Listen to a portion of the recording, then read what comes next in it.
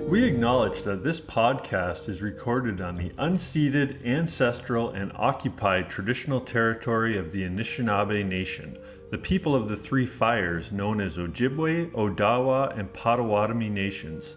And furthermore, we thank the Chippewa of Saugeen and the Chippewa of Nawash, now known as the Saugeen Ojibwe Nation, who are the traditional keepers of this land. In some parts of Canada, treaties were signed with First Nations that gave incoming settlers rights to much of the land, while in other areas, few or no treaties were signed. Unceded land was never given or legally signed away to Britain or Canada.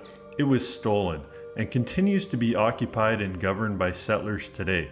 As we live, work, surf, and play, we say mahalo to the Métis, Inuit, and Indigenous peoples of Turtle Island and from around the world who have stewarded these lands and sacred surf spots for thousands of years. We recognize their amazing resistance, resilience, and strength in the face of ongoing dispossession, colonial violence, and injustice. In particular, we wish for justice to be brought for the murdered and missing Indigenous children and victims of Canada's residential school system. We believe that for true healing and harmony to occur, we must end the cycle of oppression while working together as we move forward in truth and reconciliation. We can be better, we can do better.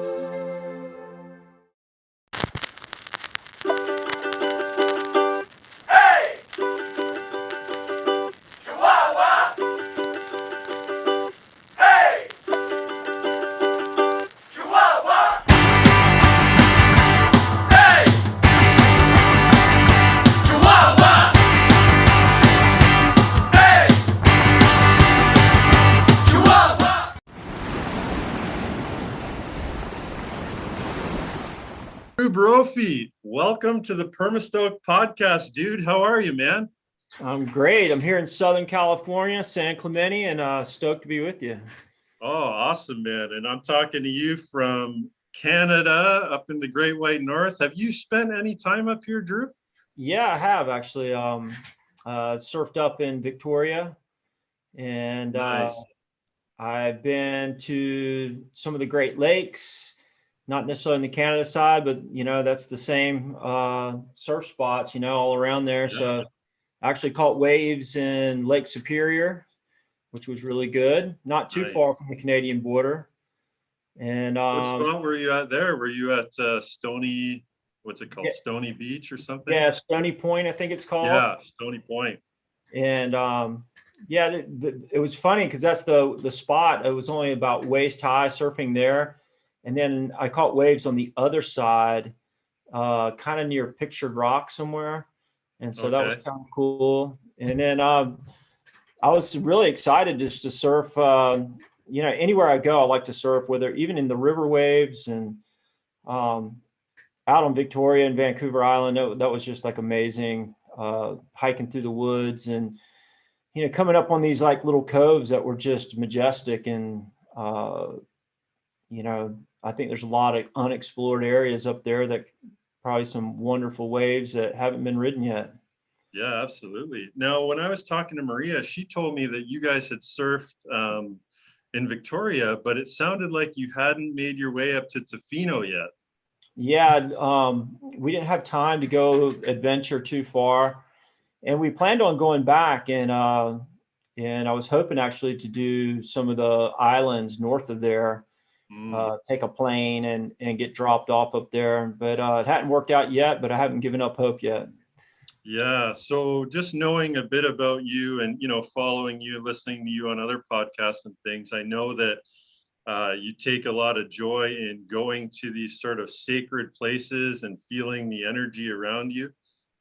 There's an island north of Vancouver Island called Haida Gwaii, you might have heard of. And it's very raw and untouched. And, the Indigenous people are there and very much still in touch with their ways in certain ways. I've seen some video. I think that would be incredible just to go up there and sit amongst the cedars and just take all that in. Yeah. And take a couple different kinds of boards. One of the great things about, surfing and, paddle surfing is, you can explore areas that are very hard to get to and access them from the water. So I really enjoy that. I took a paddleboard to Maine last year, and I was paddling all these nooks and crannies that, normally people can't get to. And unfortunately, the swell wasn't up, but I found some spots that next time I go back, I'll have to go see if how the wave is. But, it's just a great way to access remote places. Yeah. And, as surfers, we're so lucky that we number one, we're excited to go to these places in search of waves, but we really do get the benefit of being in places that just normal people don't get to go to. So, surfers have a really special connection, and I'm glad I'm one of them. Yeah. They wrote that book, The Secret. I feel like we have the secret. I mean, that special feeling of being in a wave or being in a tube, it's so undescribable in a way. I feel like a lot of the world is really missing out. Yeah, you're right. Always trying to explain it to non-surfers is like, it forces you to be super present. There's no time or, availability of your consciousness to think about anything else about other than what you're doing, especially when you're riding a wave. But when you're sitting there, you're so in tune with all the movements and the wind and the noises that it forces you to be present in that way. And you're constantly having to move to get in the right spot. And you're really in rhythm with nature. And in a way, you're feeling that heartbeat of the planet, which is this movement of the water. And you're right. I mean, it's exhilarating. And, I don't know what other people do, but I feel like they're missing out as well. Yeah, absolutely. So, we talked a little bit about the Great Lakes and Surfing Canada. I'm curious, if you were given a project that you were asked, okay, you need to do a painting to represent Great Lakes surfing or maybe Canadian surfing, what do you think that would look like? And what do you think your process would look like around that? Oh, wow. Well, with the Great Lakes, trying to find like maybe one of the better spots. It doesn't have to be the biggest spot, but I'd want it to be out of the way. I listen to some of the older guys and their process. So back in the day, before we had modern weather predictions, they had to spend a lot of time at a spot in order to see if it had waves. And so you hear about these people camping out in these places for months, and that might be what it takes. So, to set up the proper adventure, you'd want to do your research, but also just spending time and seeing it flat, maybe snorkeling on the bottom and seeing what the bottom's like and really absorbing it. And then that magic day when the waves are good, even if it was just like little knee-high peelers that you rode a longboard on, you'd be so thankful for those waves. And you're like, wow, this place, on its day is probably epic. Yeah. So on that stage, you might not get a chance to see it, in all its glory, but you can imagine, if you got to witness a little day where it was just kind of peeling down the beach and on a little cobblestone point or something, you could just imagine when it all comes together on the perfect day, and it happens. Yeah. That's kind of what my paintings are all about, wow. Sometimes I get to experience the perfect day. Sometimes I don't. Sometimes I just see like a place and I know that given the right conditions, this place fires.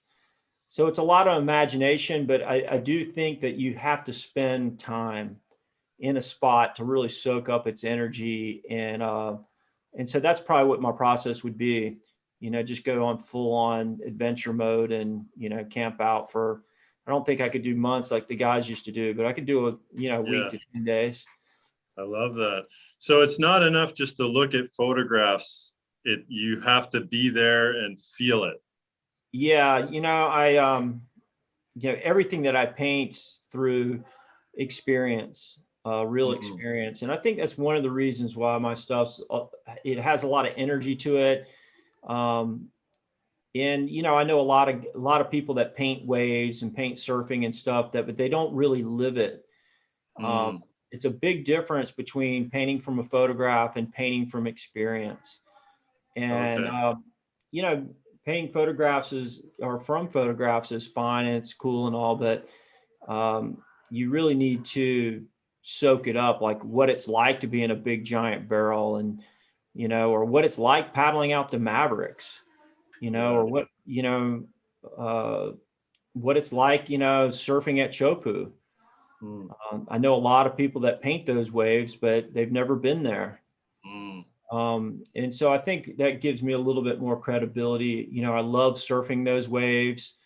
I've seen them in all their glory. I've seen them flat. I've been injured at them. I've mm. seen the reefs up close, and I've been held down at the bottom at Mavericks. Oh, And yikes. so that whole experience goes into the painting because it's all of those things. So there's And much more authenticity to your yeah, art. yeah. Well, even if people can't see it in the art, they just know that, you're living that uh, truth of that, it's my lifestyle. That's what I like to do. Yeah. Um, and I think that goes with any sport or activity. If you're living that lifestyle, it does just come across as more authentic. You're more knowledgeable. And let's face it, it's part of the story, right? It's like, Yeah. that's what everybody wants is they see this piece of art and they're like, yeah, well, let me tell you about this guy. He was there. Yeah. And he told me a story about it. And every time I look at this piece of art, I think about that. And, maybe that person doesn't have the opportunity to have that same experience, but they become part of the story by just Mm, having the art. yeah. And that's there again, something you don't get from um, something that's just, painting from photographs. Yeah. I hear you. So if you were to come to the Great Lakes for that process, I would recommend coming either in the fall or winter because you're known for these wicked awesome wave paintings. And I have a feeling it would just be a flat painting if you came in the summertime. Be a bunch of people in board shorts and flat water. Yeah, I'm not scared of the cold. Wetsuits are good these days. And, Yeah. if the waves are good, it's worth the effort. And, being out there in the cold, I mean, I've surfed some crazy waves in the cold, and uh, it's that much more worthwhile. And the adventure is more, and the sitting by the fire later is that much more important. And, all of Yeah. these things, um, you know, a lot. I've been to South Africa, and surfing J Bay, it looks perfect and everything, but it gets cold, man. Mm. One day, the biggest day I'd ever surfed J Bay, it had snowed on all the mountains, and Oh, it wow.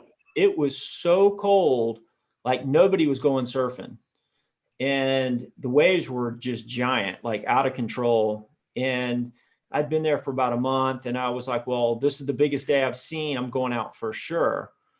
And so by the time I got my stuff together, I noticed that some other people had paddled out, and I was like, kind of excited because I didn't really want to surf by myself, but I would have. And so it was really hard to get out. And I get out there, and lo and behold, it was friends of mine that Mm. I knew. And it was Greg Long from here in San Clemente, his buddy, Grant Twiggy Baker, who's from South Africa, and then my other good friend, Gary Linden. And they had all made the effort too to go out there, and we had gotten these big giant barrels that day. I don't think any of us made them out, and we got so thrashed and dragged down the beach, and it was so cold walking back up that beach. And we were hoping somebody would get out, but everybody kept paddling back out, so we ended up surfing longer than we expected. And I can just remember sitting by the fire afterwards, and just that whole experience was just surreal. And I think that's another thing to think about is you wanted to share it with somebody, you Mm. know.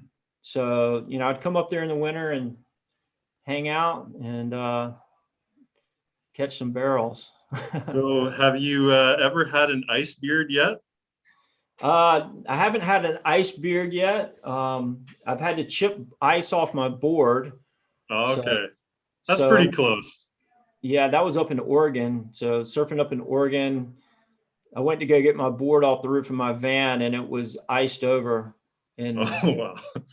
and it was funny because I was trying to get it off. I was afraid I was going to ding my board, but it was a lot of Yeah. ice. I was tripping, Wow.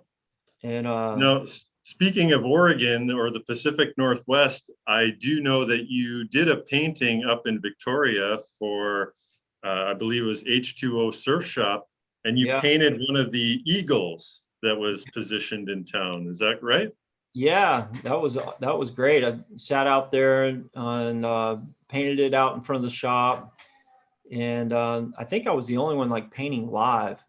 Mm. I think everybody else had painted theirs ahead of time, and Oh, so I think okay. it was a real treat for the people everywhere because I showed up there and painted, and it took me a couple days, and yeah, that was a great experience. And that's really what we try to do, Maria and I, is like if we're traveling, we'd like to stop into the local surf shop or friends or whatever, and paint some things, usually surfboards, and then just hang out and you know talk about surfing and share ideas and experiences, and then hopefully go surf some of the local spots. And I think that's the best way to do it.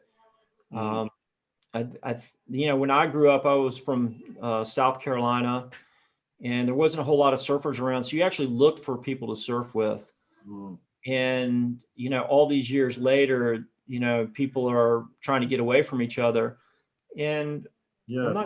not so sure that's the best way to look at it. I think that if you are from out of town, if you came up somewhere and said, hey, we're from out of town, and you had something to share with these people, they would be more than happy to hang out and share waves with you, and then you can return the favor when they come to your place. I mean, that was kind of the idea, and I think we need to get back to that.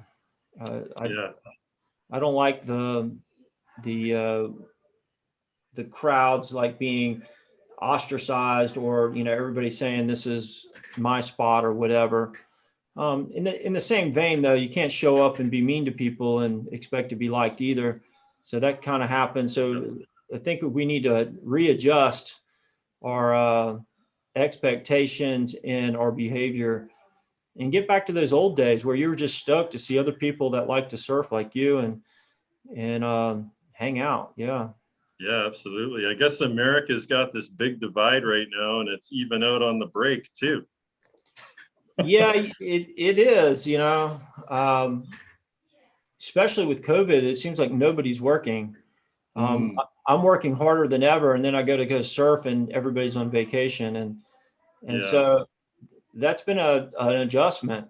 Mm. A lot of people working from home, and uh, that's kind of been cool too. A lot of my friends who had 9 to 5 jobs who are now working from home, they're surfing a lot more, and Yeah. not just surfing, but they're surfing with their kids a lot more.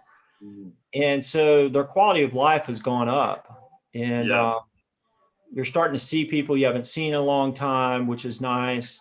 Um, it is more crowded. Maybe there is some division with things, but the surfers aren't so divided. You go down the beach and nobody's wearing a mask and nobody cares. But then if you go up to the coffee shop, it's about 50-50. Yeah. So, it does seem like the surfers are a little bit more relaxed, um, and a little bit healthier, due to the Yeah. fact that they surf.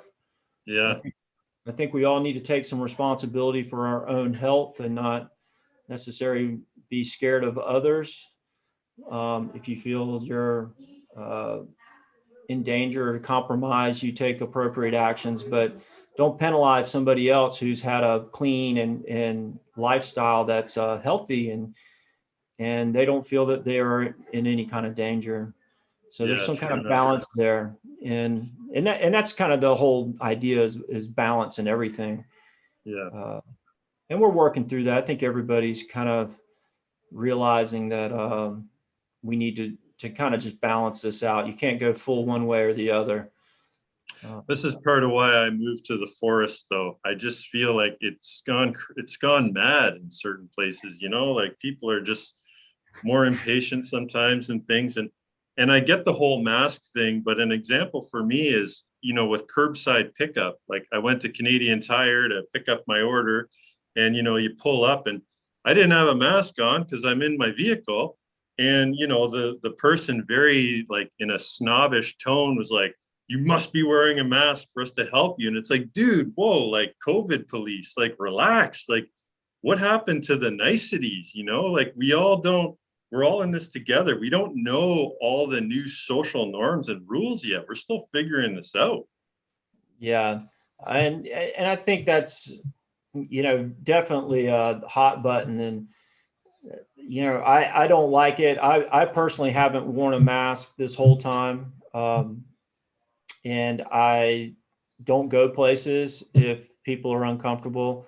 And I just take that upon myself. And, for the people who are very scared, I have compassion for them because they are concerned, and maybe overly concerned or rightfully concerned, whatever. But yeah, it's a very difficult spot to be in. But I think we should have compassion for the people who are um, maybe wound up about it, very scared.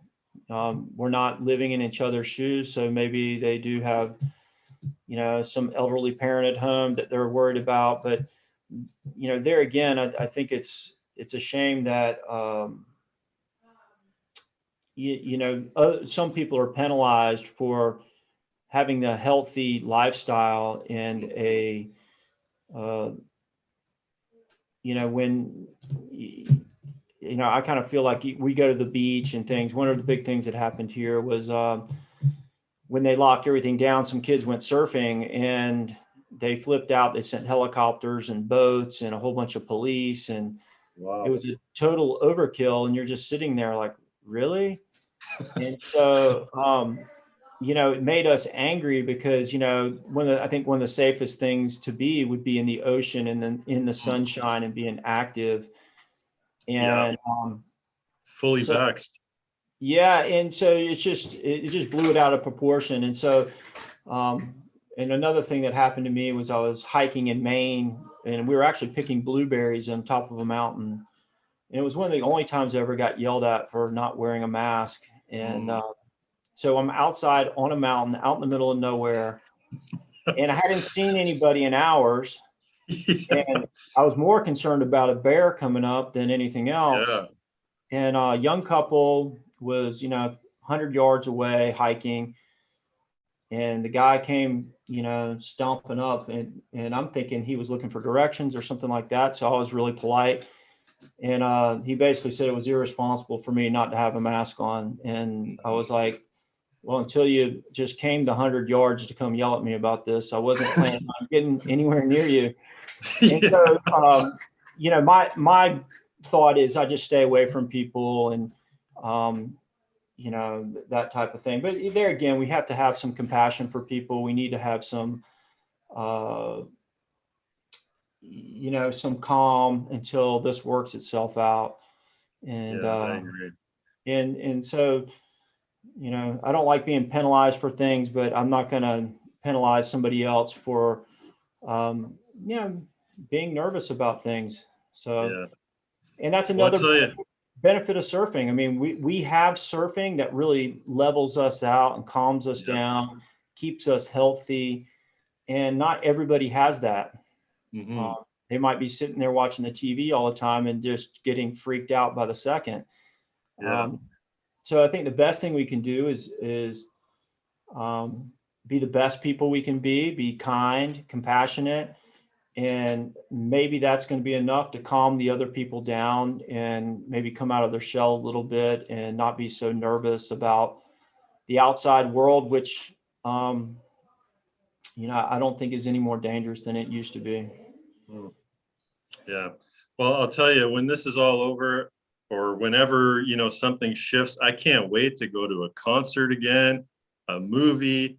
I can't wait to give somebody a hug who's not my wife. I love my wife, but man, like human touch, it's a big deal. I haven't touched anybody in like almost 2 years. Wow. Yeah. You know, So I think up here in Canada, it's not as hardcore as the States in the panic way, but in terms of like wearing masks and all the safety protocols, it's still fairly intense. Like we're not, shopping and doing normal stuff by any means yet. So yeah, it, well, here in the States, it depends on what state you're in. okay. And so most of the states are pretty wide open. Hmm. There's only a few that are locked up, California being one of them, but we're in San Clemente, and San Clemente is one of the free areas in California. Um, Okay. so everybody's coming here to get away from all the lockdowns and everything. Okay. Interesting. And the only reason we're getting away with it here is because the sheriff decided that he wasn't going to enforce any of these rules because he felt they were unconstitutional. And I think that's allowed us to have some sense of normalcy here, which has Okay. been really nice. But we are being flooded with refugees from other cities, LA, San Francisco, and people come down here and they can't believe that everything's open. But then if you just drove across the border into, Arizona or Nevada or, Wyoming or something like that, it's wide open. So, Okay. Now I've heard you guys refer to San Clemente as a small town. I mean, what's the population of that place? well, I think it's like 65,000, which, Okay. but, I would say the great majority of that is on the other side of the freeway, which is Okay. kind of like a whole nother town. Okay. So, we kind of refer to it as the people that all live right kind of in, it's like a little bowl, like a little cove. Okay. And so it's probably half of that. So you kind of know everybody, all the business owners. And that's another reason why we maybe got through this a little easier because we all are all friends and neighbors. Um, I wasn't afraid of my neighbors. I had concern for their businesses and for their families. We looked out for each other, and we didn't want our town to die, so we supported each other financially, by going to their businesses and not going to like the big box stores. Yeah. And so, I mean, I think that's another, big thing. When you live in a smaller community, you're more likely to stick together and help each other. And in some of the bigger areas, it's not so much like that. You don't talk to your neighbors normally. You're not going to start when you have some kind of weird, uh, social and health problem going on. Gotcha. And I think that's a shame. It just really shows that if there's a time where you need, friends and support, it was this past year. Yeah. And so anybody who had gotten away from that really felt that isolation. Yeah. And I'm thankful that I wasn't in that situation. I know a lot of people that were, and they really had no idea that there was other places that weren't experiencing the same thing. Yeah. And that's a very lonely place to be, Mhm. and then I think some people feel that if they had to go through this, everybody should have to go through this. But, Mhm. different communities handled it different. So True. it doesn't mean it's better or it's right or it's whatever. It's just what different people did. Our community stuck together and try to help each other. We went surfing, and it was the biggest sense in the heart of it. Like when it was really crazy, uh, we would go surfing, and it was the only normal thing that was happening, Mm. and it felt good. And so I think that helped us all ease through it, and then eventually kind of leave it behind. Yeah. Um, and so that, there again, surfing saves the day. And I'm sure certain communities that do other things. I don't know if like like fly fishing, or, some of the people who maybe snowshoe or something like that, Yeah. where it's not so condensed. I mean, if you like to, maybe going to concerts is, not maybe the wisest thing to do, um, but, I think within reason, there's plenty of things that you can do safely and responsibly. Yeah. And I that's what like we, to live fairly isolated, but there's also that buzz you get every once in a while, that energy from being in that mass of people. Like, sort of, yeah, it's like charging your battery every once in a while. You just got to charge up, and then it's like, oh, I'm good for a bit. But, it's great to hear a story about a community coming together and not shunning people, right? I know my neighbors, they have been wonderful. They're always bringing stuff over. They brought something over to me the other day. I don't even know what it is. It's some kind of like living organism, I think, that you actually use to make kombucha. Do you know? I don't know. They said that's it's a, good. yeah, gobi or sobi. I don't know what it is. But speaking of community, though, Drew, so when COVID kind of hit last year around March or whatever, I was working, and then pretty soon I got laid off, and I had all this time on my hands, and so I really committed to working on my surf business and my lessons that I teach and things like this. But I also started joining you guys for the POSCA paint parties, man. That was my one of my only outlets I had, it felt like, to the outside world for a few months. So, I say thank you for that. You even highlighted me on the show one time. Yeah. Um, and Santino's art every week. I mean, where is the paint party process at now? I've not really been paying as much attention. Is it still happening? Is it on hold, or? Yeah, we put it on hold, just because we had to, focus on the other things, but we want to start it up again. Um, that whole POSCA paint party, number one, I want to thank POSCA Paint Pens. They have supported me all these years, and they're the ones that really, pushed to have that. They wanted to give back. I wanted to give back, and I felt that, that would be the best way to do it. And it was before Zoom really took off, so we were like one of the first people doing these Zoom things. Yeah. And like you saw them, we've had anyone anywhere from 30 to 300 people from all over the Yeah. world on there. And we all felt like we were hanging out, and that Yeah. was like in the thick of the lockdowns, of the initial lockdowns. And I really do think that helped a lot of people. Mm-hmm. And art in itself is a therapy, but also that the Zoom platform really felt like we were all hanging out. And I can only imagine what it was like to some of these people who were, um, like those kids down in Argentina. I mean, they never left their house Mm. for a very long time. I had another Yeah. friend in Peru that they weren't allowed to go out on the streets. There were certain places that were extreme and other places that weren't so extreme. We had people from, Africa, Senegal, Japan, a couple of the girls from New Zealand, they were all locked down. And so there wasn't a whole lot of interaction. And so what a fantastic way to, there again, bring people together.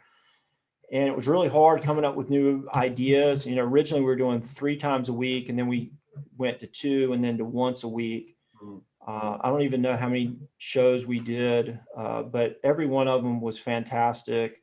Yeah. Um, I miss those people. They've become friends, and Yeah. but everybody had to get busy figuring out their lives and how they were going to reset.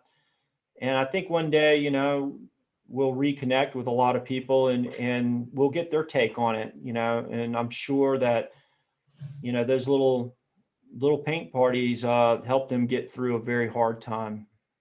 Yeah, it was a genius idea, whoever came up with it, you or Maria, but it was a great time. Let me show you what I was working on most recently here. I just gotta grab it.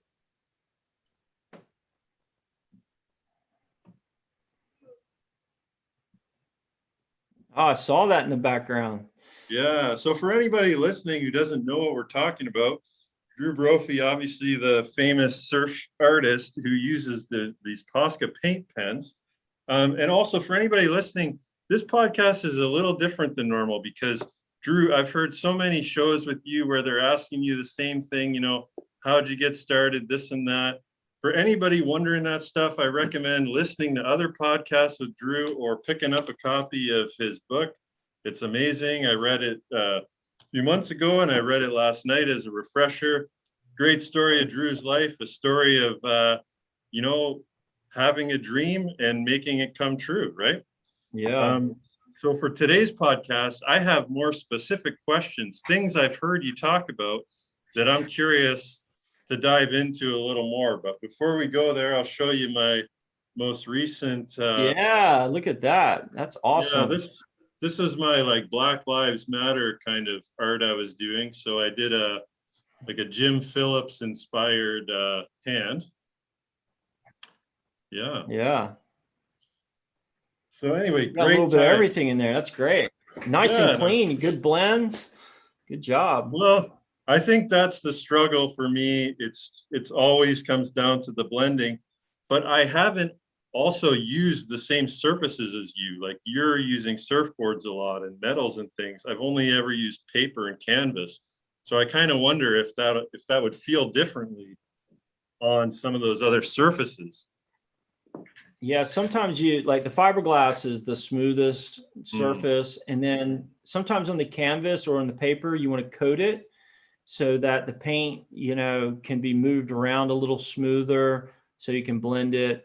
So there's all kinds of little tricks and, we try to go over them in those paint parties and just get everybody having fun and try to make it less frustrating. And once they settle in on an idea, then you want them to be able to sit down and start and finish it in one sitting. Right on. Now, Drew, I see lots of stuff behind you there. What are you currently working on?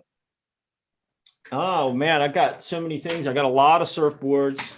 Working on coloring books. So the one in the back's a coloring book. Wow. This board behind me is for Jerry Lopez. He's going to ride Kelly Slater's wave pool in it. Wow. I got a couple other boards over here. There's a board for Griffin Colapinto, and that's a copy of a board I did for Andy Irons way back in the day.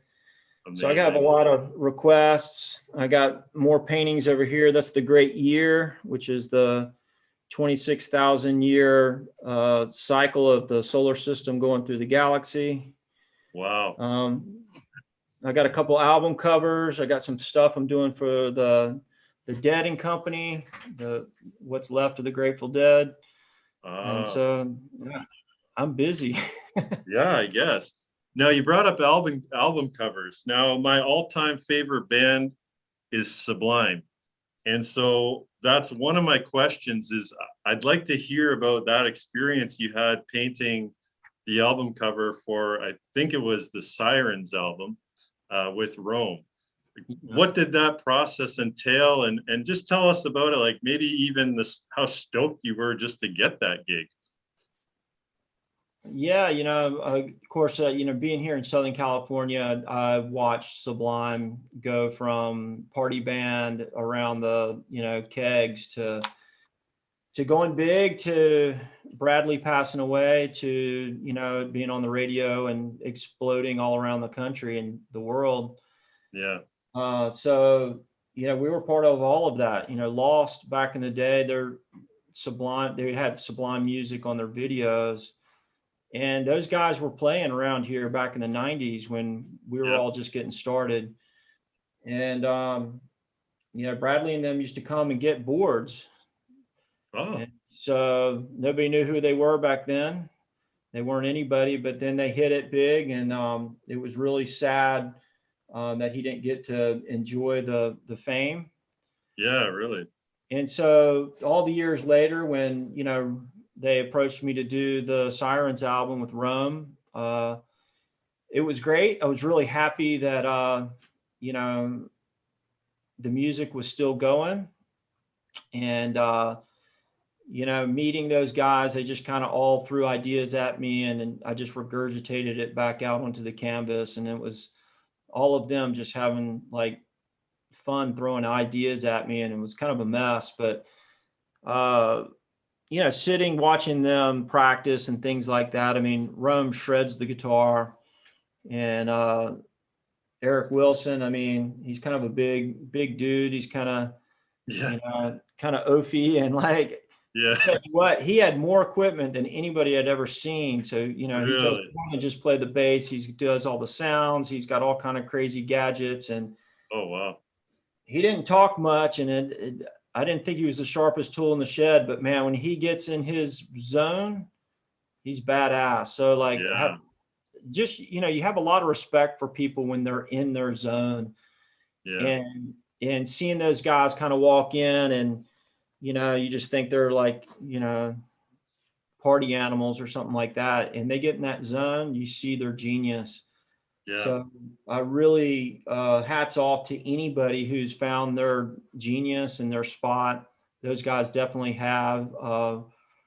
Rome's amazing, continuing on the music, so other people can be exposed to it and enjoy it. And as Eric told me, he said, "Yeah, if I'd passed away, I'd hope the boys would still be playing." And that's what they're doing. So Yeah. That's not always a very well received thing, right? Like people step in, I mean, like Van Halen, for example, like other bands, people haven't always been super receptive. But I saw Sublime and Rome in concert in Vancouver a couple of years ago with The Offspring, and it was just fantastic. And your art, the album cover, did you see them in concert? Because it was yeah, huge behind them, right? yeah, that was Yeah. cool. Yeah, but I will say Rome, the way he handled himself and was the respect to the music and how grateful he was, like he just seemed like such a stoked kid who got the luckiest gig in the music world, like I really have a lot of respect for him. I think they're doing fantastic. Yeah, and I don't think anybody else could do it. I mean, he's doing Yeah, it better than anybody else. It's authentic and genuine. And now watching him play the guitar really impressed me, because I played the guitar and I was just like, wow, like it wasn't forced. It mm, wasn't like he had to learn the material and like, try to pull it off. He was already living that. And when they met him, they said, "We got it. Like, we've never seen anybody do it this good." So, uh, some of the comments I'd heard, it's Sublime without Bradley and that kind of thing. And that's when I had asked Eric about it. And he said, "No, man, I mean, we want to keep playing."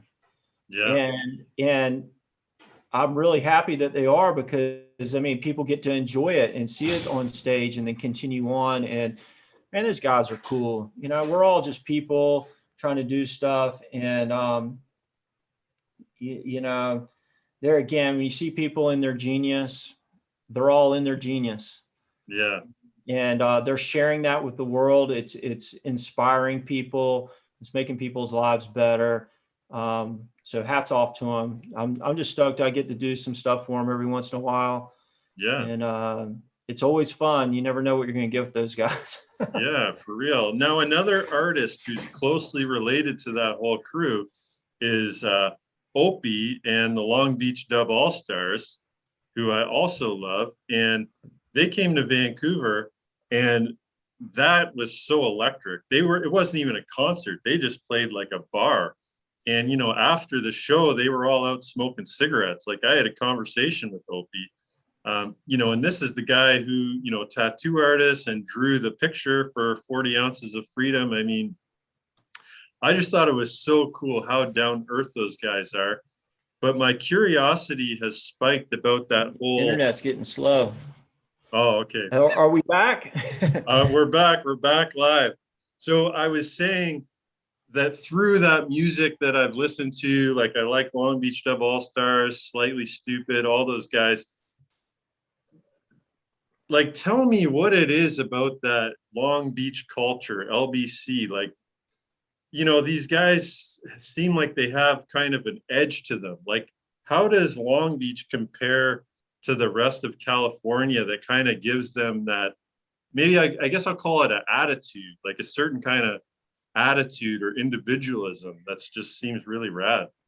Yeah, well, like all the beach towns are different, and San Clemente's really chill, and Laguna Beach is chill. Newport Beach is like all the rich dudes. Huntington Beach is a little edgier, and then you get up into Long Beach, it's like super edgy. It's like, I mean, it's Los Angeles by the sea. So Mm, I think the guys that grow up there grow up a little harder, a little grittier, and it takes more to make it. They mm. probably have had a lot more experiences, here in San Clemente. Hurdles. Yeah, in San Clemente, the kids got it made. It's like living in paradise, and up there, it's like you got to fight for everything you got. Mm, So, it's kind of like Santa Cruz. Santa Cruz, the guys are really edgy on the west side, and on the east side, they're kind of soft. So it yeah. just depends on how you grew up. And music especially, adversity makes great music. you know Mm, and so when they start singing about it, or they're angry about it and they sing about it, it's people like go, yeah, I've had that feeling too. But to them, I think it's happened to them a little bit more often and a little bit more harshly. And so you might get a little pissed off about it and want to scream it from your lungs, like, hey man. yeah. And yeah, I mean, those dudes are gnarly. Like, Z-Man and those guys from the Long Beach Dub All Stars. I mean, they're just a different breed of people. Yeah. The age group too. They seem like, especially that group of guys, kind of coming out of the punk scene, Mm, and then kind of getting exposed to reggae and creating like that ska, like punk style, which is really, become like a Southern California style. yeah. The tattoo scene, like just those were the first guys who were just tatted up like no tomorrow, and you were just like, whoa. Yeah. Um, Prior to that, that wasn't such the case.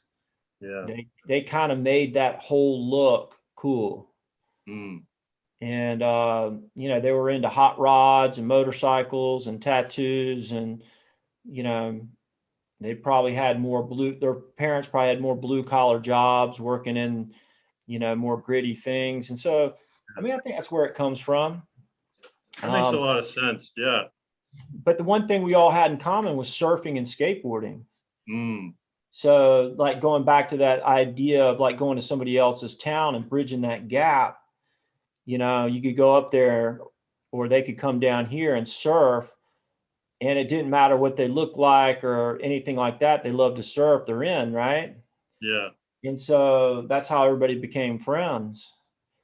And they came down Amazing. and, played in, up and down the coast, and somebody would throw a party or a kegger somewhere, and they're like, yeah, we'll play.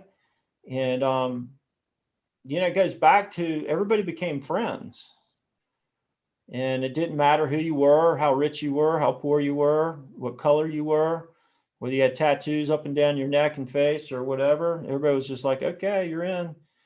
And Lost was really part of that as well, Mm, because we were doing the boards, and we were kind of all the people that nobody wanted. At least that's the way mm, it felt. Like I yeah. wasn't quite good enough to work for other companies, and nobody was giving us a whole bunch of opportunities. So we just decided to do it ourselves, and everybody was welcome. Nobody was turned away. It didn't matter if you surfed or didn't surf, or how good you surfed, or whatever.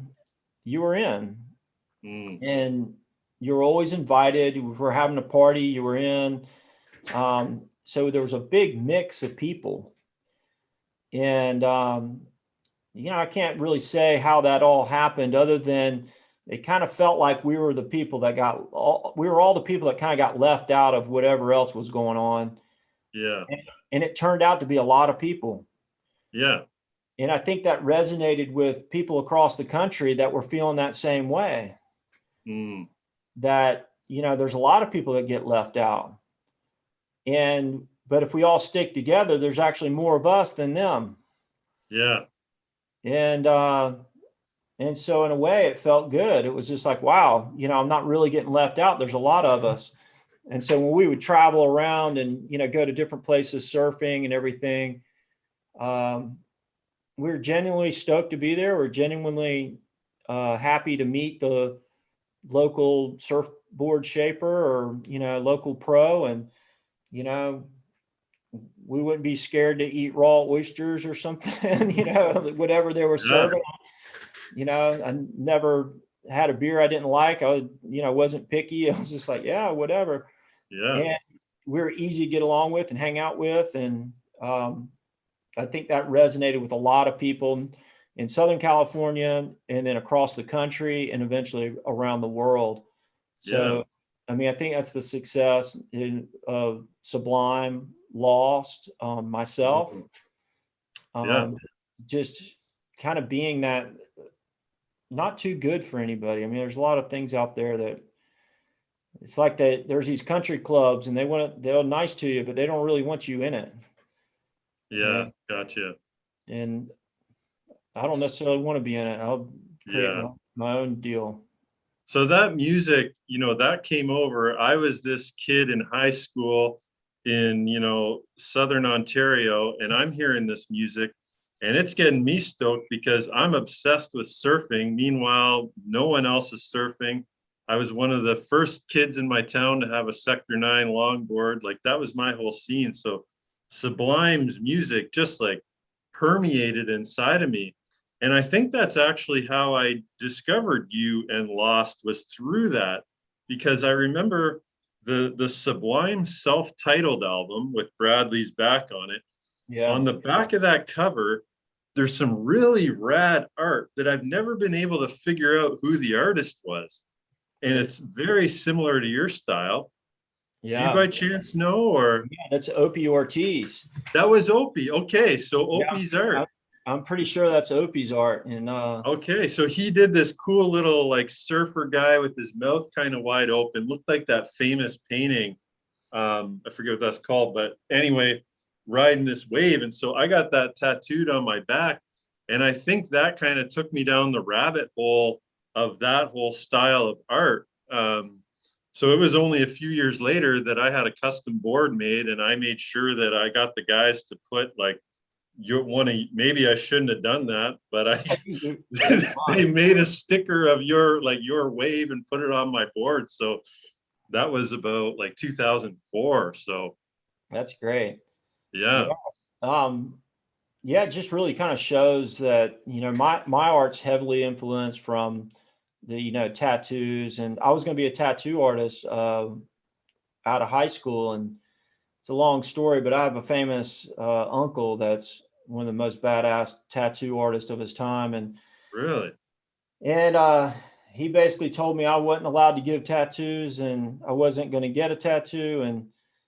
But I always loved him because I grew up with him. He was the painted man. I talked about it in my book. And anyway, so Opie was doing tattoos for all those guys and doing their art originally, and the famous sun on the, so it just shows that I wasn't the only one doing this cool art. There was lots of people. We trained a lot of artists, or allowed a lot of artists to paint on boards. And it was just, there were so many people that were just on edge, and wanted to let it out, whether it be music or art or even the surfing, the surfers that, and skaters and stuff that were present in those days weren't necessarily given the same opportunities as the kids today. They just did it because that's the thing they were good at. And, that's what they were going to do. Kind of like the, when you think of, the Dogtown guys, everybody's dealt a set of cards in life, and sometimes you feel like you got a bad hand, but, I look like I got a pair of twos with like surfing and art, but, I played them the best I can. And, it's just, that art, the art from the whole 90s period, is kind of stamped there as something. And we see the inspiration from that today, how tattoos are so amazing. There's so many artists out today. I have to think that movement of the 90s really pushed that forward and made people think a little different and stuff. And it feels good to, kind of contemplate it now. Now, Drew, you're like one of the sickest artists. You could draw up a wicked tattoo, and yet you look like a blank slate, man. What's up with that? Yeah. Well, it's all from my uncle, Oh, So my uncle, he's covered in tattoos. He's late 70s now, okay. but he was Philadelphia Eddie's partner. His name is Jerry Donahoe down in Philadelphia, South Street. They owned one of the coolest tattoo shops of its era. And, he still owns it. Wow. And yeah, so I grew up with that. And I wanted to be just like him. He was my godfather. Mm. And he rode a big Harley Davidson, and I wanted to do that too. And but he forcefully told me that life was not for me, and I was not going to do that. Gotcha. And he told me I wasn't allowed to get a tattoo, and I'd be checking, is but what he Wow. said. And Yeah. I love tattoos. I absolutely love them. But I listened to my godfather, and I didn't get one. Wow. And I wanted him to give me my first one, and he wouldn't let me. And anyway, so I've drawn a lot of things for tattoos, and had a lot of my stuff tattooed on people. So I guess that's the second best thing. Yeah, true enough. And really just the freedom of the tattoo culture now, and kind of like the next best thing for me was like surfboard. So it's like a tattoo for your board. I was a kid that the last of five, so I really didn't get anything new. Mm. And so I was always trying to decorate my skateboard or my surfboard or my Chuck Taylors or my jeans or my hat or whatever to just make Yeah. it my own. And yeah, so I've been tattooing other things. True enough. Yeah. Yeah. Now, in your book, you talk about it was so revolutionary to illustrate a surfboard. I mean, to me now, it's like, well, that seems like a no-brainer. Where did that hesitation come from back then? Like, why were people so hesitant to allow that kind of stuff? Well, if you look at surfboards, I mean, there was people that did do some great art on surfboards, but it was like one-offs, like, and you couldn't order that from like a shop. So there was guys that would paint boards, usually airbrushing in the 70s, that there were these elaborate paint jobs that were pretty amazing. But there again, it wasn't like you could order that. It would cost too much money. And so I was a surfboard airbrusher before I was hand painting boards. And it's more of a technical job. And it's, kind of like painting cars. The foams are very fragile. You're taping it off. You're very limited to what you can do and not create a problem for the manufacturing process. So, it is what it is. So I used to paint surfboards that way. And it was very frustrating because you couldn't be that creative. And there's a lot of tricks and stuff that you can do, but the other catch is nobody wanted to pay for it. So even if you could do something really amazing, nobody would pay you enough money for it. So that was a real hindrance. And, when I discovered the paint pens, I started painting on the glass, which that was taboo. And then, I was painting all these things that were more like tattoos than they were like normal surfboards. It wasn't that people didn't like it. They just didn't get it. It didn't look the way a surfboard was supposed to look. It looked more like a skateboard. And, Okay. and so the old old guard of, people making surfboards. It just didn't fit with them. They were like I'm ruining the surfboard or something. But, I'd always have a board that was older, that needed cover ups or dings covered up. And so I Yeah. was always doing stuff. And, I thought it was amazing. And I thought for sure somebody's going to think this is amazing. And so when I moved to Hawaii, as I show in my book, I thought I was going to show up in Hawaii and show this to some of the board factories, and they were going to celebrate me. Yeah. And that's just not what happened. I mean, everybody just looked at me like, what are you doing? And so I just kept airbrushing boards and then painting boards on the side. And it took, I just wanted to say, if when you read your book and you talk about that, it just sounds like somebody put a pin in your balloon. Like you were so stoked. Your dad helped you get to Hawaii. You had your whole future ahead of you. And then you get there and it's like, wah, wah, wah.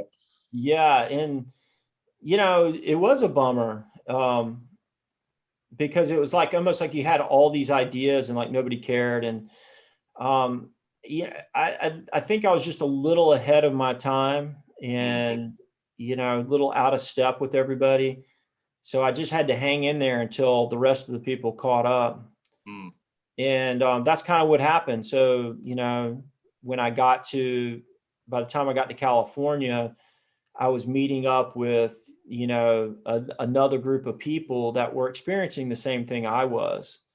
And that was mainly Matt Biolas from Lost, his partner, Mike Riola. And then for, anybody who was in that time period, which includes, guys like the dudes from Sublime. And there was lots of people who were feeling that same, we like to call it the gatekeepers. There was these people within the businesses of the surf and skate and music industries that, they decided who was allowed in and who wasn't. And, it's kind of like none of us were allowed in. It was like they had the gatekeepers, they had their friends, they had what they thought was cool. And, we got decided that we weren't cool. So we were like, well, we think it's cool, so we don't care what those people think. Yeah. But, yeah, so, the main thing that I brought to the table with the art on surfboards was production. So there was people that were doing some cool one-off boards, but there again, you couldn't buy them. What was different about me is I painted hundreds and hundreds of them. Yeah.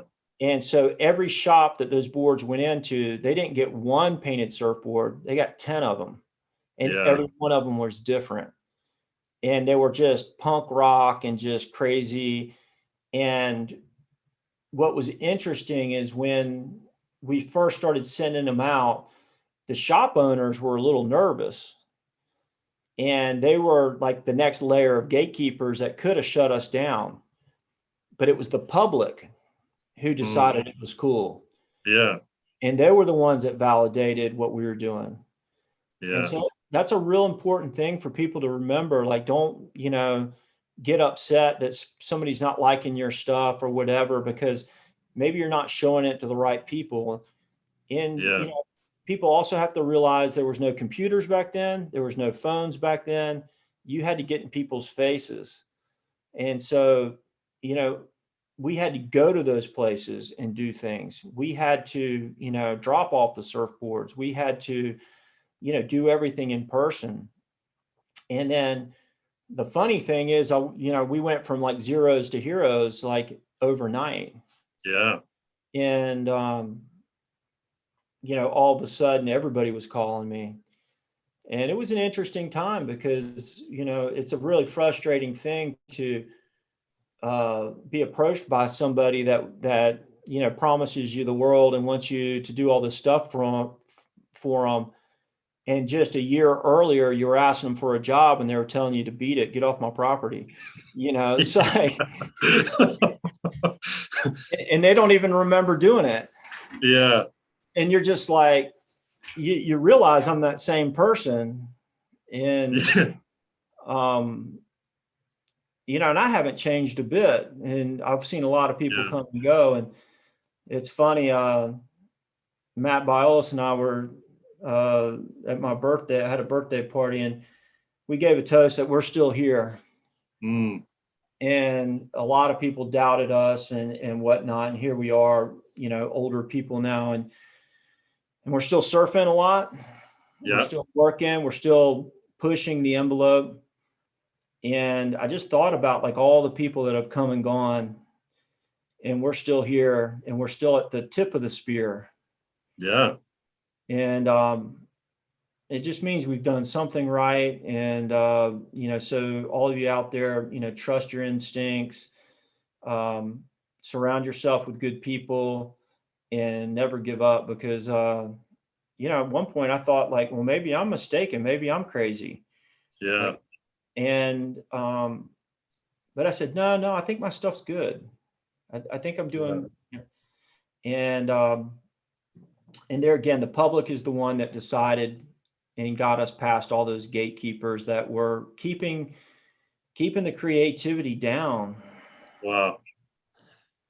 I can relate to this story actually big time right now as I'm listening to you say it, because for me, making this podcast, one of the issues on the Great Lakes is a lot of people want to keep it a secret. That, like the old guard, they don't want the kids knowing that you can surf the Great Lakes. They want their spots, open. So when I started this podcast, I get some of that flack too. And some days I'm like, what the hell am I doing this for? I'm not making any money doing it. It's more of a hobby right now. And people are giving me shit for doing it.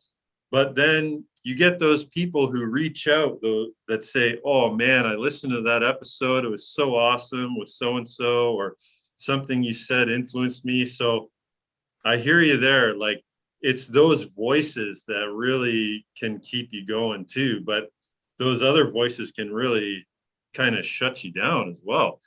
Someone who shut you down. I love this part in your book, man. You talk about you had like the world's worst guidance counselor. Yeah. Like, this person said to you, like, you should not do what you love doing. You shouldn't pursue surfing and art. I wonder, have you ever gotten the chance to just be like in your face? Yeah, I have. And I had a lot of compassion, um, because, I grew up in South Carolina. They didn't know what to do with me. Mm, And I was a good surfer for that time period. I grew up surfing against people like Kelly Slater and Shane Beshan and Taylor Knox and Rob Machado. And, wow, so I was right there with those that's guys. packed. Yeah.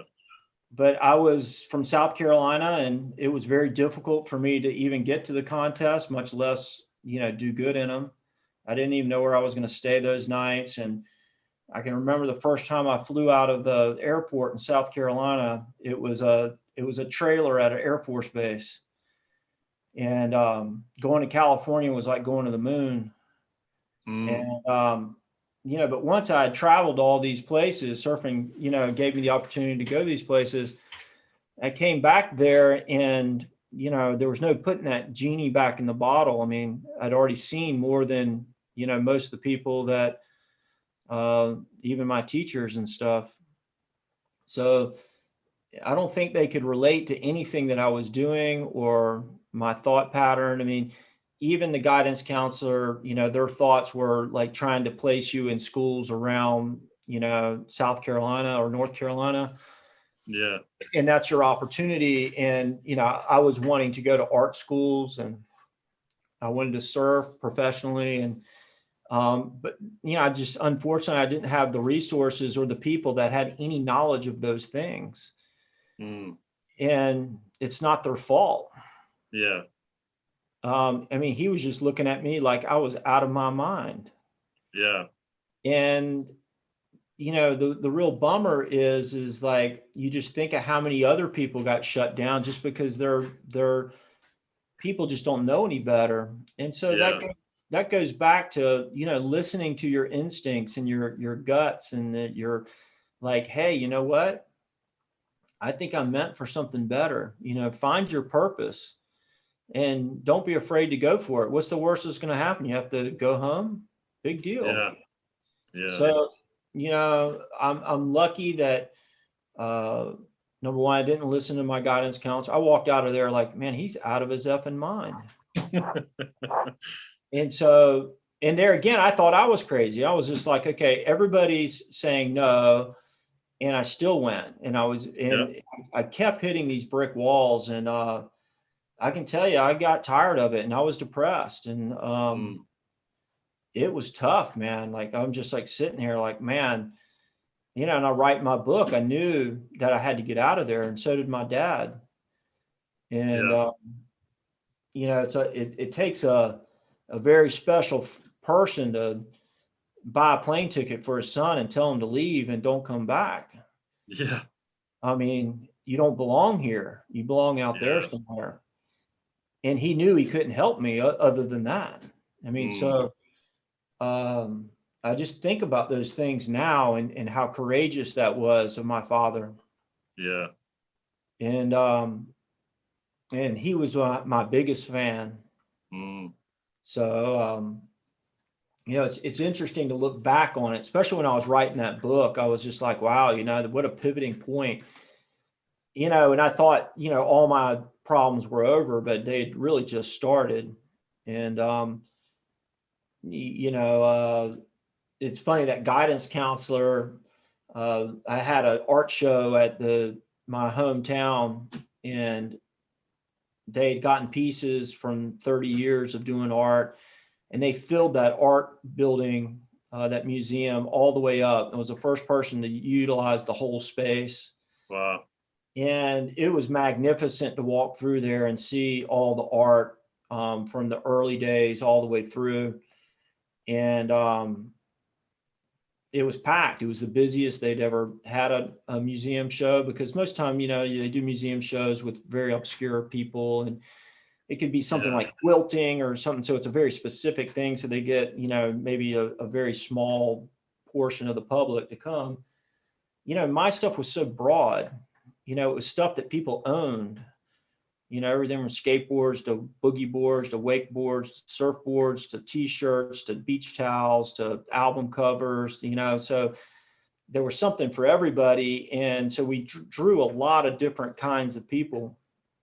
And that guidance counselor came to that show and didn't quite remember it the way I did. He was really proud of me. Wow.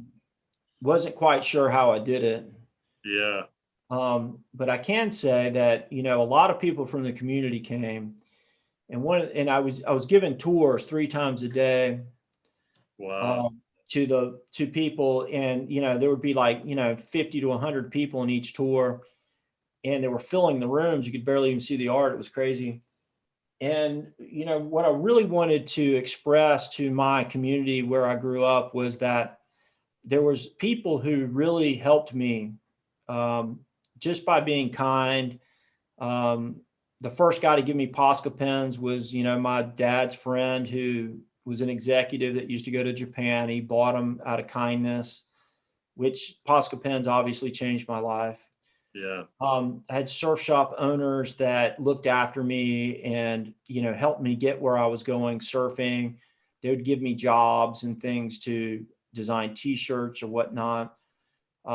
There was a guy that owned the local, screen printing factory that gave me a job.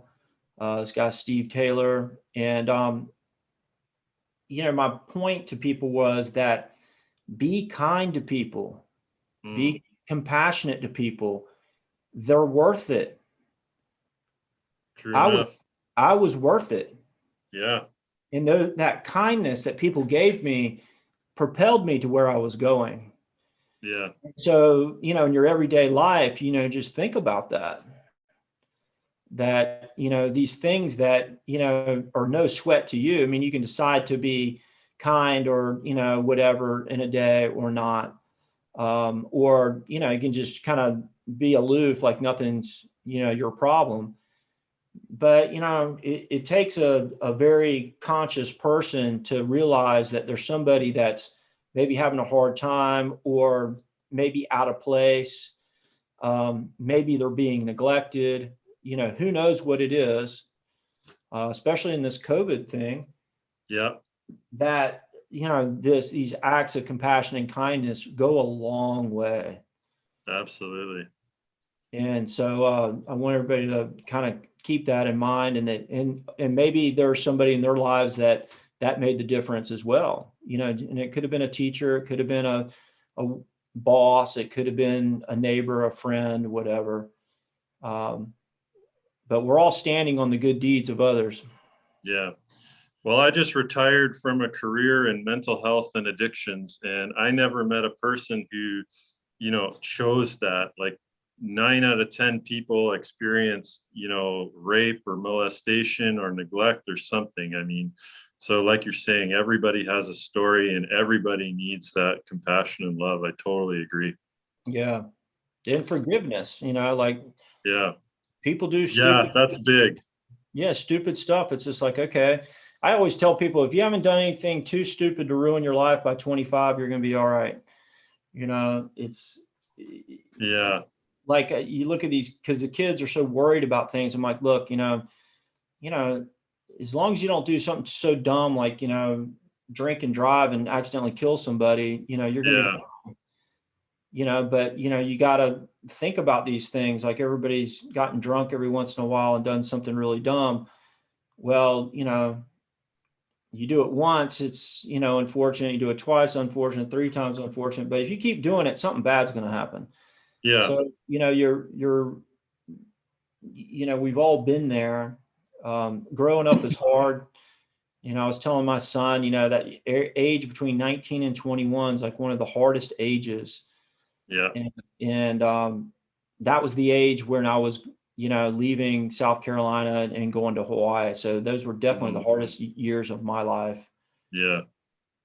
Especially when everybody says you can't do it. Yeah. You're like, okay, I got nobody with me. So, give people all the help you can, because they need it. For sure. For sure. So, we've talked a lot about, where you came from and what you were doing, but you made it. You're here, you made it. We're talking. So what's next, Drew? Like, what's on your docket that you haven't accomplished yet that you've got your sights set on? I know you've shifted a lot. Well, not shifted. You still do surf art, but you've expanded, if you will, into sacred geometry and some other subjects. So I'm curious, like, what does the future look like? What else are you interested in pursuing? Well, I can't see it changing a whole lot. I just want it to get more sophisticated. My wife Maria and I, love to travel. We still love doing art. We love meeting people. And, my whole art career is a real reflection of my clients. Mm, So as my clients have gotten more sophisticated, my art gets more sophisticated.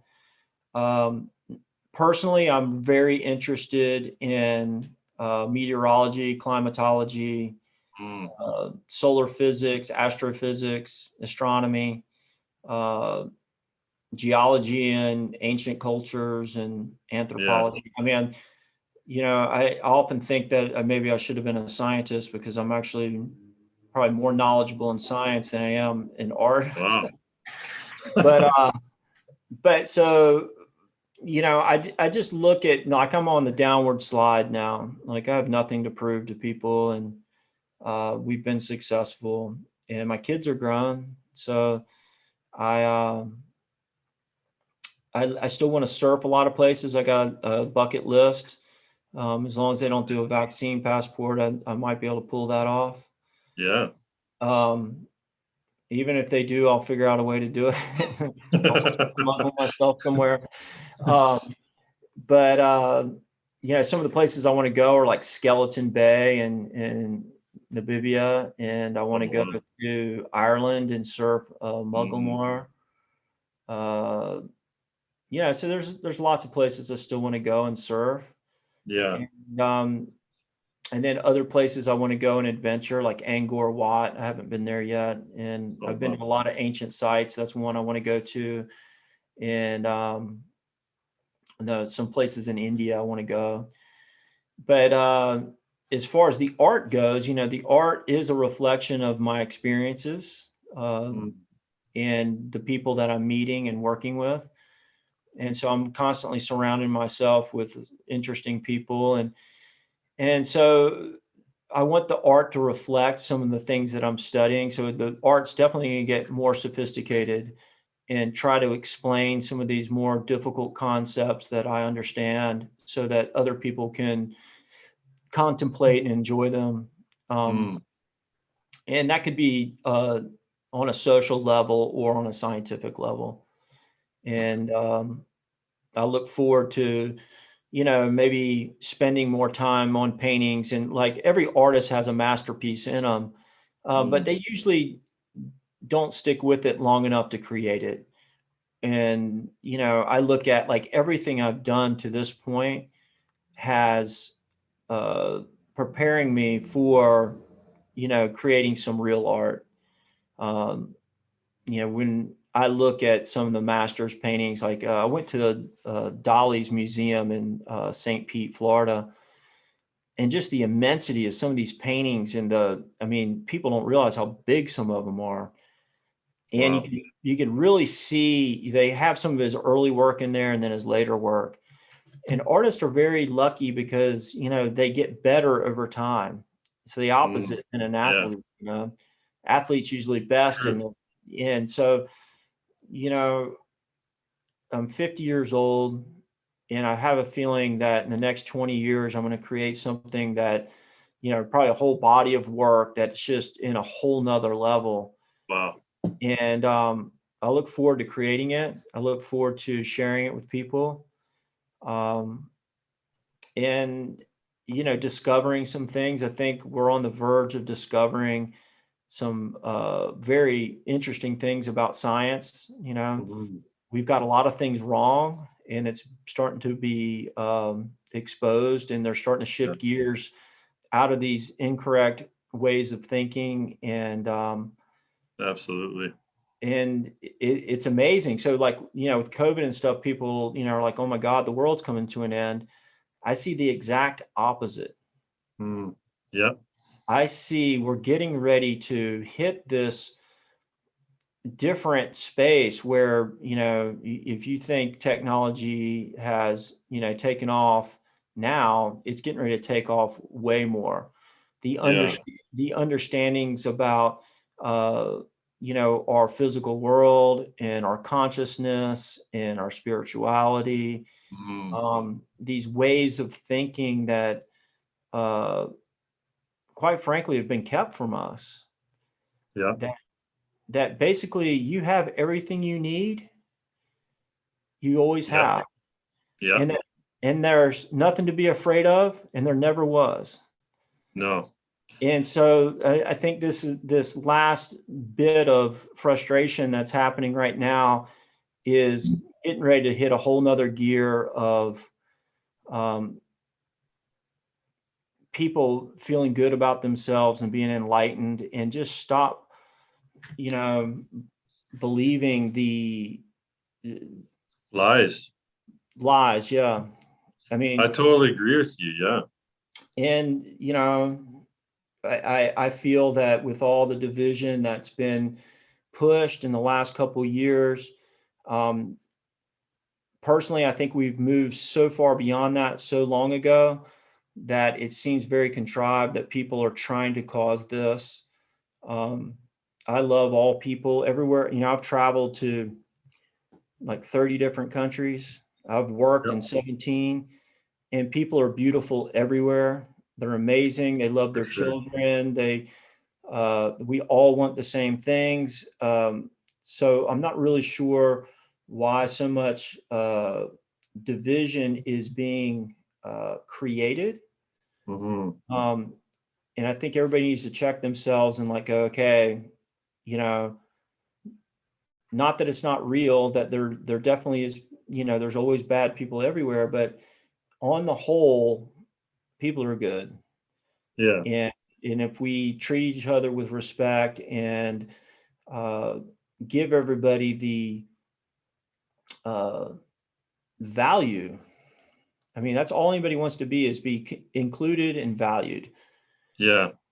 And I think we're almost there. That this last little hiccup of all this craziness that's been going on is exposing the fact that, look, we all need to stick together, need to help each other. And it's the difference between competition, which that's what our world is now, and Yeah. cooperation. Yeah. And Love it. yeah, and I mean, it's just so simple. It's almost like overnight, everybody could just decide to be different Yeah. and stop listening to the voices in the media that are trying to turn you against each other. And just be there for your friends and neighbors. I mean, I saw it here in my own town. It was beautiful. And I've seen it in other places. And so I really do see this big bright light coming. And Yeah. and I hope everybody else can find it and see it. But everybody has to, you can talk about it all you want, but somebody has to feel it and see it Mhm. and believe it. It's not. COVID has erupted. It's just erupted all that corruption, and brought it up, like all these issues of, women's rights, Black rights. Now in Canada, they're uncovering mass grave sites of Indigenous children, Yeah, killed I in read about residential schools. I mean, it's just disgusting. For me, I'll say that's what I went to school for, was traditional Aboriginal healing methods. So I lived on a reserve. I studied under, medicine people and everything. So I knew about all these residential schools and gunpoint treaties and a lot of this stuff, not necessarily to the degree that's coming out now, but whenever I would talk about that with other people, the attitude would be something like, oh, those people all have it made. They don't pay taxes. They get to live on a little section of land. It's like, yeah, but do you know the social problems that have come along with that? And now with this uncovering of these grave sites, I see people waking up. And Yeah, it's like, well, where have you been this whole time? Like, this is not new. This has been existing, like, so I'm with you. I'm really stoked to see like light bulbs going off. Not everybody's, but yeah, enough. And a lot of people, the old guard you mentioned, they slam millennials. But I'll tell you, I've never met a really racist millennial. I've never met a millennial, so I don't know. I think that there's a lot of good coming up, like you're saying, yeah, as some of those old views go away, I hope. yeah. I think it has to. It has to go away. Yeah.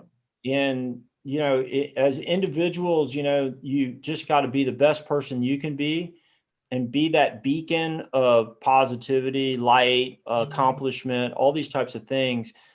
And it will resonate with people, and it will bring other people along. And I read about it's been a few of those grave sites have been found. Yeah. Yeah. And Hmm. so, all that stuff that's been swept under the rug, and all that anger and grief, and you know I think one of the things that we got to remind ourselves was that what we didn't do that that was somebody from another era did that to some Hmm. other people, and it was awful. And we need to learn that, like, that should never happen again. Yeah. And I just I think in certain ways there's a lot of bad stuff that kind of happen, kind of like peeling the band-aid off. It's going to hurt for a little while, but then once it's done, Yeah. it's going to be um and I see it just because there's so much anger to be expressed. When somebody finds out that they've basically been a slave to a banker their whole life, they're just going to be furious. Yeah. And I get that backlash from people due to the way I live my life. I don't we do things totally different than most people. Yeah. And we chose to live a life where we were a lot freer. And it was harder to do, but we did it. Yeah. And people get really mad at us, like when we go on these month-long excursions and things. Are like, well, it's not fair that you do that. They like people think that I'm like, getting a free ride from something. Yeah. And I'm like, no, I planned on it and I earned twice as much money so that I could do this, Yeah. and I organized my life so I could do this. It's actually easier to go out and get a job and just be paid by somebody to push Yeah. paper around. Yep. It is easier. And so it's hard to do it, like, when you're an entrepreneur and a self-made person. It's like being unemployed every Monday morning. Yeah. And so there's this give and take. It's like a false sense of security that they've created for you, but they've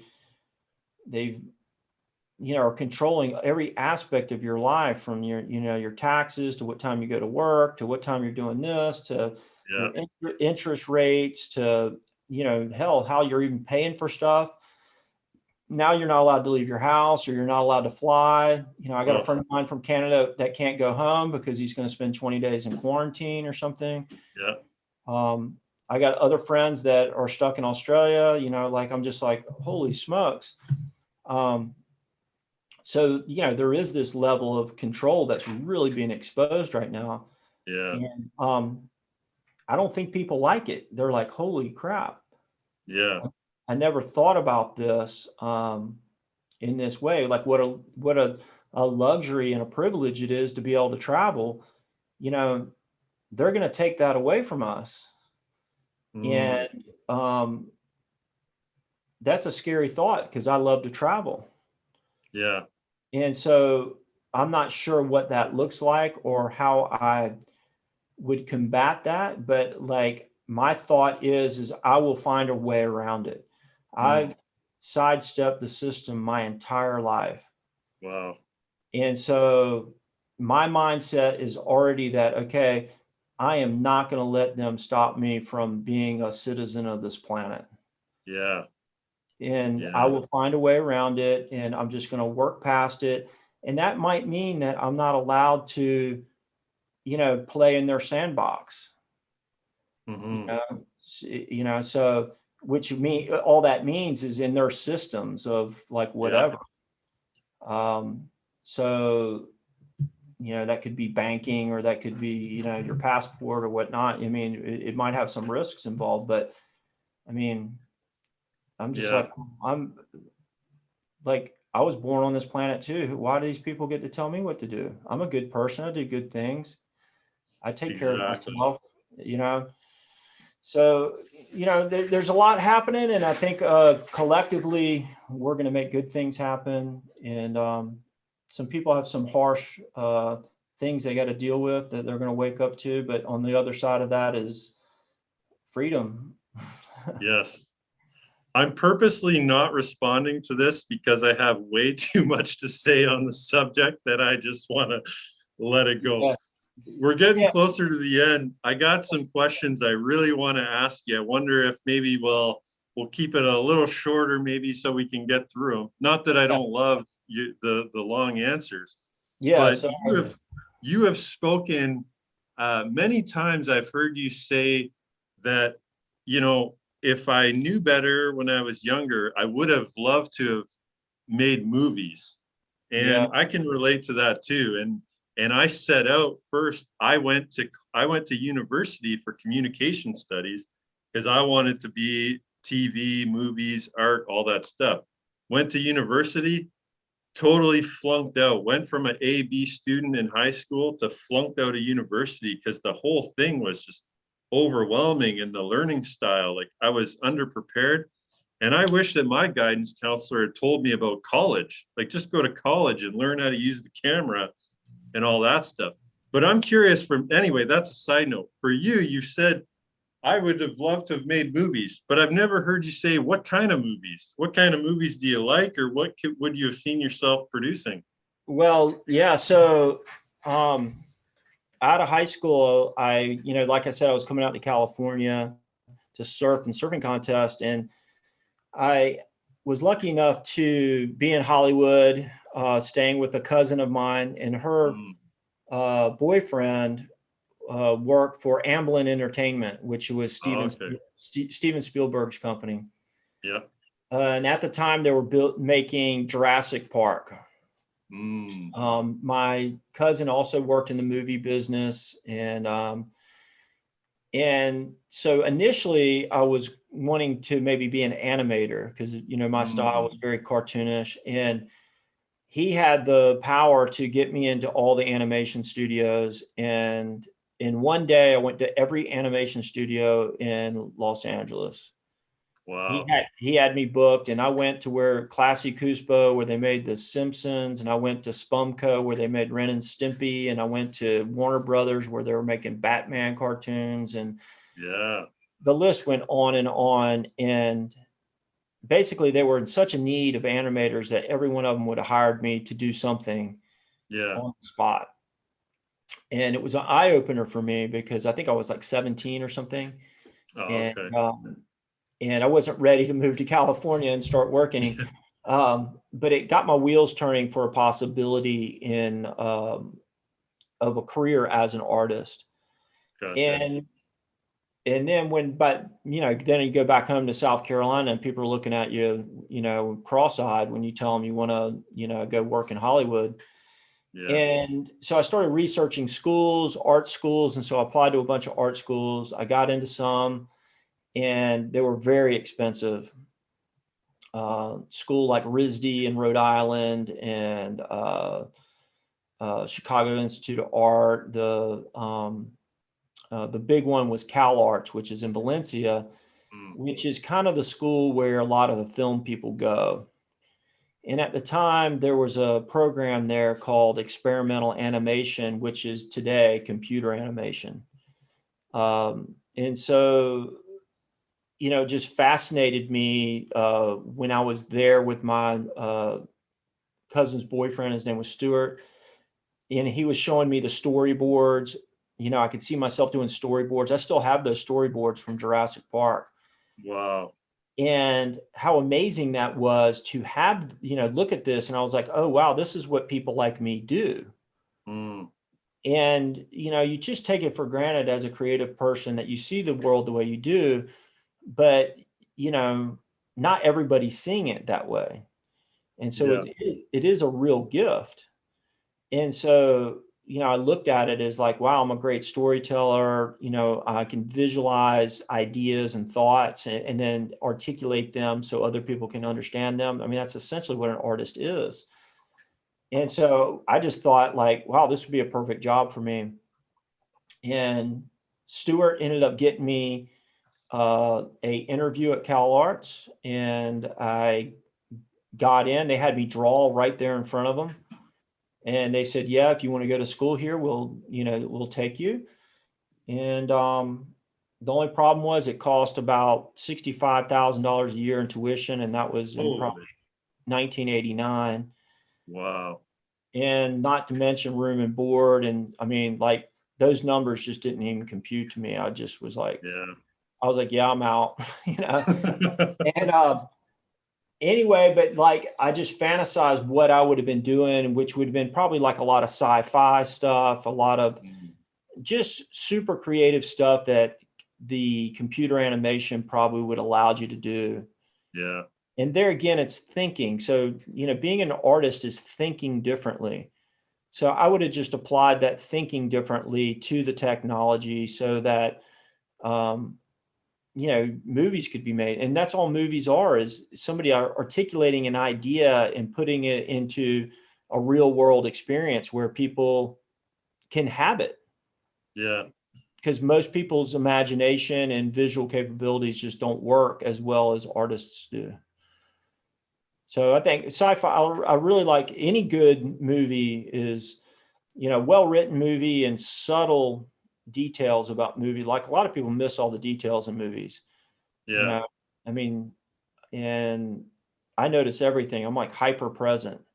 Mm. I'm like the exact opposite. Like if somebody could walk around in my mind and life, they would go absolutely insane because I notice everything, I hear everything. And it's maddening, honestly. So this is a good question for you then. Are you a Point Break fan? The first one, Keanu Reeves, Patrick Swayze. I think it's a cool movie because I mean, let's face it, it's a little hokey and stuff like that, but the concept is pretty interesting. You know, when you think of surfers and especially like we were talking about those Long Beach guys. I mean, if you were a group of guys that, you know, were used to the adrenaline of surfing big waves or doing, really scary stuff, robbing a bank would be right up there with it. And Yeah. so, that adrenaline is addicting. That's why we're still chasing tubes at 50 years old. And, Yeah. and So so, as a, oh, sorry, go ahead. Sorry. yeah, but yeah, absolutely. It was a well done movie. The whole idea of the mask was pretty cool. The Yeah. ex-president jumping out of the airplanes, and Johnny Utah was kind of a goofy guy, and but yeah, it was cool. So two questions left for you. And the one is, so imagine you're Drew Brophy, the filmmaker. You've been approached, Point Break 2. Did Patrick Swayze make his way out of that wave? Is he alive, or did he get is he toast? Oh, he would definitely make it. Okay, thank And God. Yes.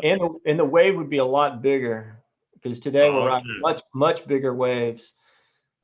But yeah, I mean, it doesn't count if you don't make it. I mean, come on.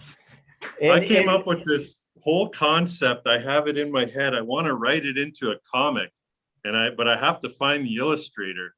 And I don't know if you've been watching the Karate Kid, the Cobra Kai show, but I take a lot of the tropes from that, where Patrick Swayze like washes up on shore and falls in love with the Maori woman, and then has a kid, and spends the next like 20 years getting really zenned out. And meanwhile, Keanu, he kind of like went the other way, really pissed off and resentful at life.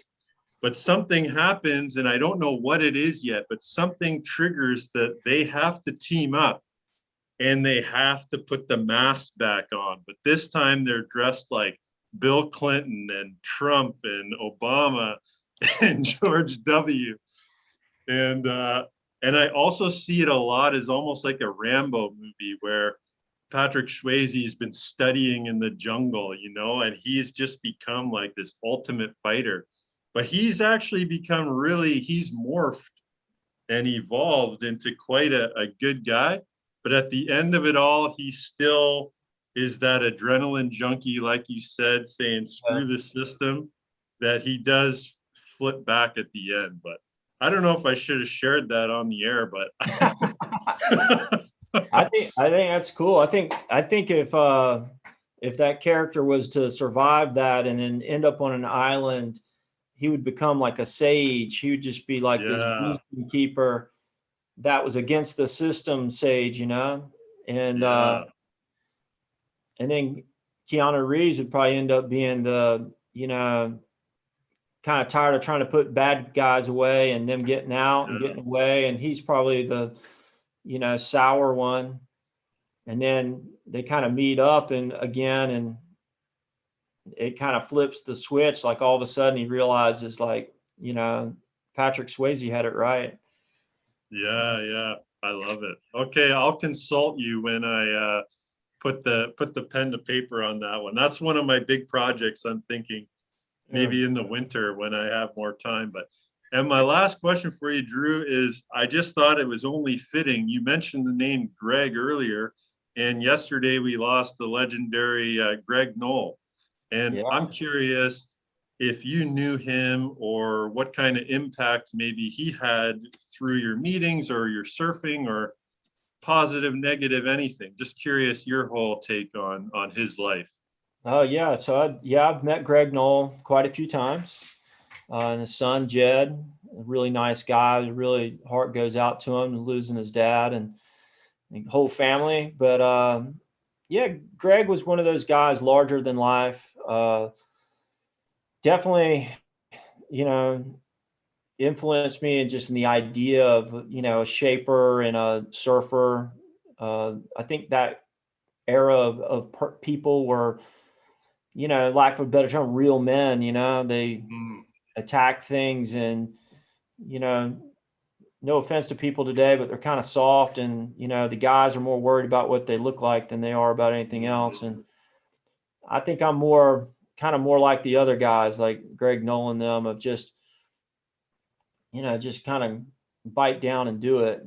Yeah. And, and that picture of him at Pipeline's kind of that, he's looking at it like, okay, this wave's going to kick my butt, but I'm going to Yeah. give it a go.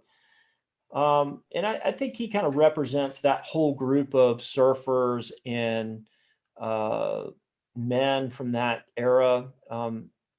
They did big things and they worked hard. So like as a shaper and a surfboard maker, there's lots of stories about him around here in San Clemente. And um, you know, I just think it's really cool, especially at surfing. They're kind of like the surfing's first generation. Mm. Surfing's getting older now, and so we're starting to lose these guys, and we've lost quite a few of them already. And we're standing on their shoulders. They were craftsmen, maybe more of a blue collar type of hard edge craftsman, and kind of like in Southern California, you got the hot rod guys and the shapers and the surfers, and a lot of that stuff came out of World War II technology of some of the aerospace stuff in the Navy. So a lot of the surfboard materials come out of that. A lot of those guys come out of that lifestyle. And so surfers kind of adopted that craftsman skill, that inventive and type of thing. So yeah, I mean, he was larger than life. I mean, he was a funny guy to talk to, real loud Yeah. and big dude, and yeah, it's just sad that this group of people are passing, but it's neat for surfing in one way that we're now seeing surfers surf a lot older. Mm. I don't know any other sport you can be doing into your 70s and 80s, but I got a Yeah. friend, Jim Gibby, that's 80 years old down here and he still surfs with us. I hope I'm surfing when I'm 80, man.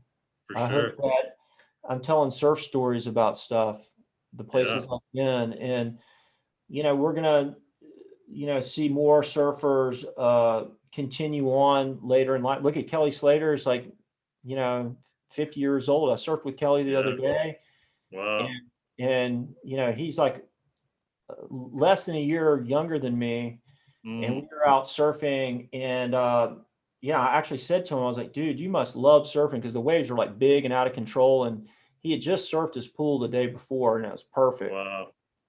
And I just said, like, I can't believe you're out here. I'm out here because, I just got off work and I just wanted to surf. But like, I mean, you were just surfing perfect wave yesterday and you're out here. And he said, yeah, man, I Yeah. love it.